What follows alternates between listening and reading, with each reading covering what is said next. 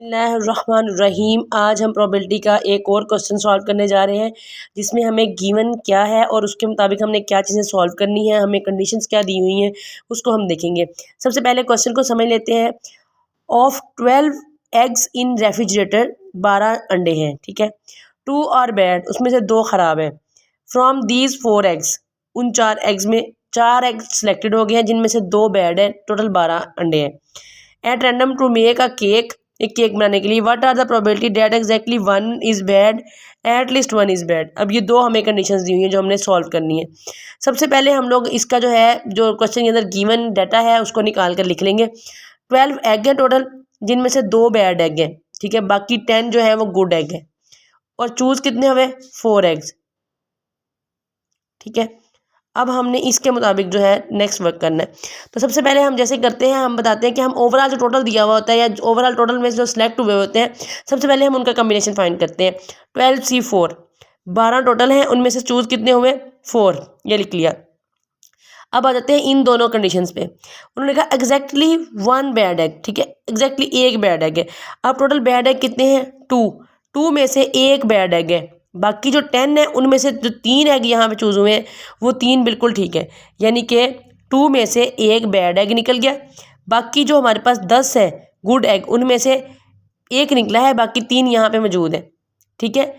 इसको अगर क्लियरली समझना हो तो किस तरह से है हमारे पास, देखें। जब हमने सबसे पहले कम्बिनेशन लिया, टोटल 2 बैड एग है, उनमें से 1 सिलेक्टेड है, वो हमने लिख लिया। अब हमने क्या करना होता है, सिंपल जो हमारे पास टोटल होता है उसमें से ऊपर वाले टर्म को माइनस करना होता है, यानी कि 12 - 2 करेंगे तो 10 आ जाएगा। उसके बाद हमारे पास जो ये 4 है, 4 - 2 1 करेंगे, सॉरी, क्योंकि 1 बैड एग चूज़ हुआ है, 1 करेंगे तो हमारे पास 3 आ जाएगा। फिर जो इनके दोनों के कम्बिनेशन होंगे उनको हम आपस में मल्टीप्लाई करेंगे तो हमारे पास 240 आंसर आ जाएगा। उसके बाद नेक्स्ट क्या है, प्रोबेबिलिटी लेंगे इसी की, यानी कि 240 को डिवाइड करेंगे 495 पे तो हमारे पास आंसर आ जाएगा। प्रोबेबिलिटी 0 और 1 के दरमियान में होती है, एक्जैक्टली ये 0 और 1 के दरमियान में, इसका मतलब आंसर बिल्कुल ठीक है। अब नेक्स्ट क्या है, at least 1 bad egg, at least 1 minus 1 में से माइनस करना है, at least 1 bad egg. Probability of no egg is bad, हमने 1 माइनस किया एट लीस्ट 1 का, ठीक है, और कोई बैड एग नहीं है, नो एग इज़ बैड, ठीक है। 1 बैड एग कहा तो 1 निकाल दिया हमने, 1 माइनस कर दिया। अब नो एग, जो एग बैड नहीं है उनकी प्रोबेबिलिटी लेनी है। हम नेक्स्ट पेज पे चले जाएंगे। इसका ये नीचे फार्मूला लिखा हुआ 1 - प्रोबेबिलिटी ऑफ बी कम्प्लीमेंट या बी बार भी इसको पढ़ते हैं जी। तो हमारे पास क्या है, 10 गुड एग्स हैं, ठीक है। अब हमने उनकी प्रोबेबिलिटी लेनी है। 4 सिलेक्टेड है टोटल, ठीक है, और 10C4 हो जाएंगे, ठीक है। गुड में से 10C4 हो गया, ठीक है, इक्वल टू आ गया 210। अब प्रोबेबिलिटी कैसे फाइंड करनी है, 1 में से माइनस करना है प्रोबेबिलिटी ऑफ बी बार, 210/495। 495 जो हमने सबसे पहले कम्बिनेशन लिया था 12C4 का, ये उसका आंसर है, उसको डिवाइड किया हुआ है, ठीक है। और ये हमारे पास आ गया, इसको 1 माइनस करेंगे यानी कि 495 ही यहाँ पर आएगा। 495 - 210 करोगे तो हमारे पास 285 आ जाएगा, डिवाइडेड बाई 495 आ गया, इज इक्वल टू आंसर 0 और 1 के दरमियान में 0.57 प्रोबेबिलिटी का। अब हमारे पास इसी का एक बी पार्ट है। A certain curtain of eggs has 3 bad eggs, उसमें 3 वो कहता है बैड एग है, 9 गुड एग्स हैं, ठीक है। तो ये हमारे पास टोटल हो गया 12 eggs. As omelette is made of 3 eggs, 3 अंडों में इसका ना आमलेट बन गया है, ठीक है। रैंडमली चूजन, उस 3 एग रैंडमली चूज हो गए हैं। टोटल 12 थे, 12 में से 3 चूजन हो गए हैं, ठीक है। From the carton what is the probability that there are, अब ये 3 हमारे पास कंडीशंस लगाई हुई हैं। No bad egg, at least 1 bad egg, exactly 2 bad eggs in the omelette, ठीक है। अब हम फिर सेम जैसे पिछला क्वेश्चन हमने किया है वैसे ही हम इसकी जो डाटा के अंदर गिवन है, क्वेश्चन के अंदर जो चीज़ें गिवन है, सबसे पहले हम उनको अलग करके लिखेंगे। टोटल कितने एग्स हैं? 12, उसमें से बैड एग कितने हैं? 3, चूज कितने हुए? 3, गुड एग कितने हैं? 9, ठीक है। सबसे पहले मैंने आपको पहले भी बताया कि हमारे पास जो चूज़ होगा, जो टोटल होगा, पहले हम उनका कम्बिनेशन लेंगे, वो हमारे पास डिवाइड होगा नीचे, ठीक है। और अब 12C3 ये इसका कम्बिनेशन लेके ये आंसर आ गया। अब अगली कंडीशन पे चले जाएंगे। अब हम इन कंडीशंस को फुलफिल करेंगे। सबसे पहली है नो बैड एग। सबसे पहले आपने जो चीज़ देखनी है, आपने देखना है कि टोटल बैड एग हैं कितने। टोटल बैड हैं 3 में से कोई बैड एग नहीं है, ठीक है। तो हमने 9 गुड एग्स, ठीक है, और 9C हमने कितने चूज़ किए? 3, यानी कि इन 3 अगर यहाँ पे हम सिंपल वर्डिंग में लिखें तो 3C 0 आएगा यहाँ पे, कि उसमें से कोई बैड एग नहीं है। तो इसका आंसर बेसिकली 1 होगा। इसको हम इससे मल्टीप्लाई करें, यहाँ पर नहीं लिखा हुआ था हमने, ठीक है। लेकिन 3 में से कोई एग सेलेक्ट नहीं हुआ, ठीक है।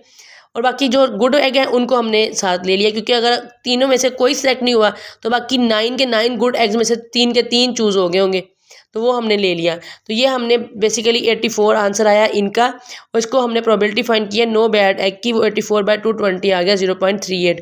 ये भी प्रोबेबिलिटी 0 और 1 के दरमियान में लाई कर रही है, इसलिए ये आंसर बिल्कुल ठीक है। अब आ जाते हैं नेक्स्ट पे, एट लीस्ट 1 बैड एग, ज़्यादा से ज़्यादा एक। एट लिस्ट में पहले भी हम पीछे क्वेश्चन करके आए हैं, उसमें भी हम 1 माइनस कर रहे थे, इसमें भी सेम ऐसे ही करेंगे 1 माइनस।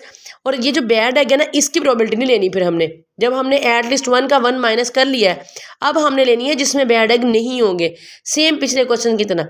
हमने जब भी एटलीस्ट 1 बैड एग या यहाँ 1 गुड एग होता तो हम लोग लेते हैं 1, ये वाला 1 माइनस हो गया यहाँ पे, उसके प्रोबेबिलिटी इसके ऑल्टरनेट वाली चीज़ की प्रोबेबिलिटी लेनी है, ये बैड एग की नहीं लेनी। अब हमने यहाँ पे जो नो गुड बैड एग लिखा हुआ, इसका मतलब हम गुड एग की प्रोबेबिलिटी ले रहे हैं, इनकी कोई बैड एग नहीं, हम पीछे करके आए, ये देखिए यही वाला जो आंसर है यहाँ पर यही आंसर पुट होगा, क्योंकि ये हमें चाहिए probability of no bad egg, तो हम पहले probability of no bad egg यहाँ पे पूरी सॉल्व कर आए हैं। सिंपल हम इसी का आंसर यहाँ पुट करेंगे और 1 माइनस कर देंगे तो ये 0.62 आ जाएगा। ये भी प्रोबेबिलिटी 0 और 1 के दरमियान में लाई कर रही है, इसलिए ये भी एग्जैक्टली बिल्कुल ठीक है।